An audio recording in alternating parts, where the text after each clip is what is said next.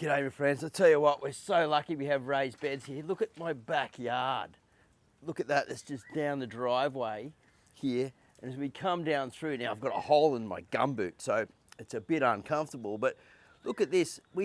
My rain gauge was full this morning, over 50 mil, so usually it doesn't flood until we get about 100 unless it's come down really fast. Like, you can see how deep that is in my backyard. Now luckily I've got raised beds.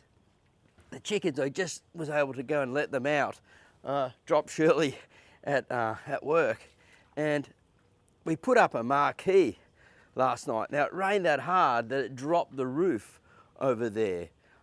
This is our little camp area set up. We do our barbecues, and there's the barbecue underwater over here. And look at this. It's just flooded to the max. Like I said, I'm lucky here. We are in a flood prone area.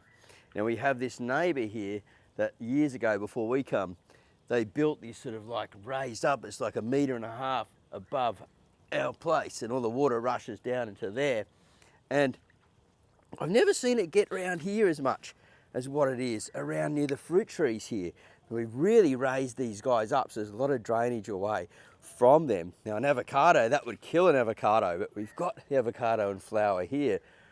So we'll see how that survives. And the chickens, thank goodness we put these in here, these little sort of raised beds for them, with the bales, because they can get up here and get dry. And obviously they're coming up for any worms and things that come up from the surface when it's raining like this. Now there's water getting into my gumboot as we speak. You can see how deep it is right there. And it's all flooded inside this area here. But the chickens are nice and dry up here, and they can get in and out of there. So I just thought I'd give you a look. This is like this news update.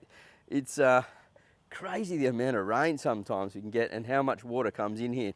And it's the reason why I built these beds, these raised beds like this.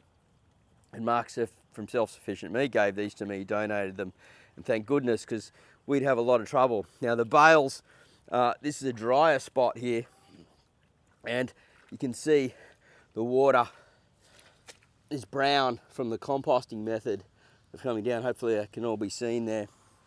And these will soak right up. So one good thing about the rain is these guys will start to cure much faster. We can get compost on top of them and decide whether we're going to make these into garden beds and section this off, or we actually use this in a different way, which I'm thinking about for the chickens, and just feeding the chickens and then spreading the mulch around and building new garden beds. So still deciding what to do on there, because now we've got this up. I really like this coop, and maybe we'll want to keep this coop up. It gets a bit hot in summer, so we'd have to put more cloth over the top and the roof, but they really like it here.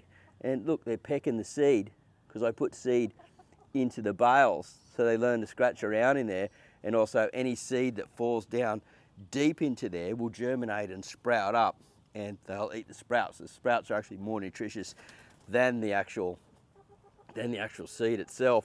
And you can see the girls are pretty happy, even though it's crazily flooded. I'll show you out the front now as we go around to the front, and to show you how much water actually gets into this place. And it's just absolutely mental, really.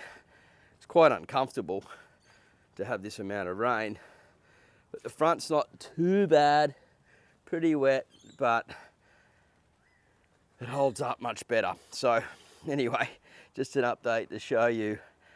We've still got more days of rain, 3 or 4 more days predicted, probably I reckon at least another 2. So we'll see how things go, keep you updated on it. And just before we go, I'll just show you, I opened up the worm farms. They had all worms all around the inside of the lid and stuff, so I've pushed them sort of down in. They're diving back down deep again now. And so they'll be coming to the top to feed because of the rain. So I just opened that up to allow the rainwater in. Now this was empty, that's full now. tell you what, pretty crazy, but we're going to keep building out the micro farm here, get the compost back as a product line, and start building out the micro farm if all goes well. All right, I'm going to sign out. Take care, everyone, and we'll see you in the next video real soon. Bye for now.